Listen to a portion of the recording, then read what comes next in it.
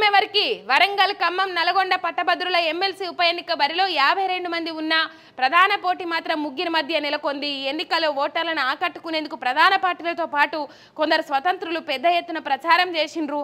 సోమవారం పోలింగ్కు అధికారులు అన్ని ఏర్పాట్లు చేసిండ్రు. మొత్తం మీద బీజేపీ, కాంగ్రెస్, బీఆర్ఎస్ ఈ ముగ్గురు అభ్యర్థులు ఎవరైతే ఉన్నారో వాళ్ళ మధ్యనే ప్రధానంగా పోటీ ఉన్నది. ఆ అంశం మనం కొంచెం మాట్లాడుకోవాలి.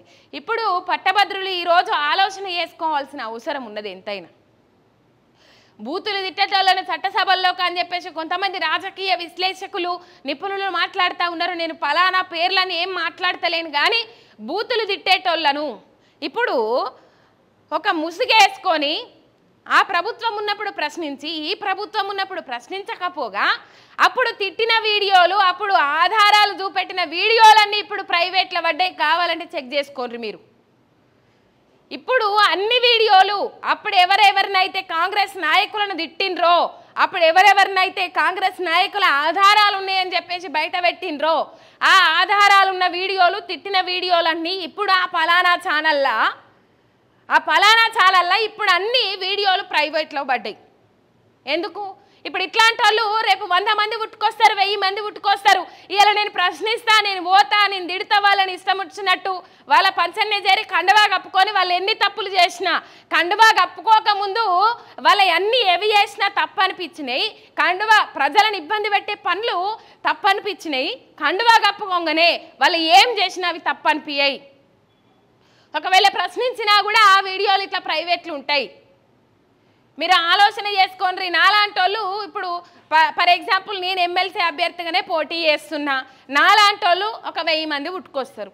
ఇలా వాళ్ళని పొట్టు తిట్టినా వాళ్ళ కండువా కప్పుకొని వాళ్ళ పార్టీలో చేరి ఒక పదవిలో గెలిచేటందుకు, ఒక పదవి కోసం ఆశపడి ఇలా ప్రభుత్వం అన్ని విధానాలు కొనసాగిస్తున్నా ఉన్నా, ప్రభుత్వం నుంచి ఎంతమంది ప్రజలు బాధపడుతూ ఉన్నా, ఇబ్బందికరమైన పరిస్థితులు ఏర్పడతా ఉన్నా వాటిని పట్టించుకోక ఇలా నాకు గెలిపే ముఖ్యం. ఒకసారి మీరు ఆలోచన చెయ్యండి. సిపిఎంలో వాళ్ళని ఓట్లు అడుగుతా ఉన్నారు, పోయి వాళ్ళే 1000 కోట్లు చేసిండ్రు, 1000 కోట్ల కుంభకోణం, 1000 కోట్లు మింగిర్రు అని చెప్పేసి వాళ్ళనే తిట్టిర్రు, నానా సందర్భాలుగా మాట్లాడిర్రు. ఇలా వాళ్ళు ఎట్లా వేస్తారు ఓట్లు? వాళ్ళు ఎట్లా సపోర్ట్ చేస్తారు? ఇలా గ్రాడ్యుయేట్స్ని కొంతమంది ఏం మాట్లాడిరంటే షెడ్యూల్ ఫిక్స్ చేసుకున్నాం, ఇగో 5 నిమిషాలే ఉంటుంది కాంగ్రెస్ దగ్గర, బీజేపీ దగ్గర, తర్వాత మందు మటను అని చెప్పేసి మొత్తం మీద గ్రాడ్యుయేట్స్ను అవమానించేటట్లు. ఇక లేకపోతే పైసలు అయితే ఇప్పుడే కొట్టేయండి, మీరు పైసలు ఇప్పుడు కొట్టేస్తే మేము వస్తాము అని చెప్పేసి గ్రాడ్యుయేట్స్ను అవమానకరంగా తిట్టినోళ్ళు కూడా ఉన్నారు అందులో పోటీ చేసేటోళ్ళు. మీరు ఆలోచన చేసుకోండి.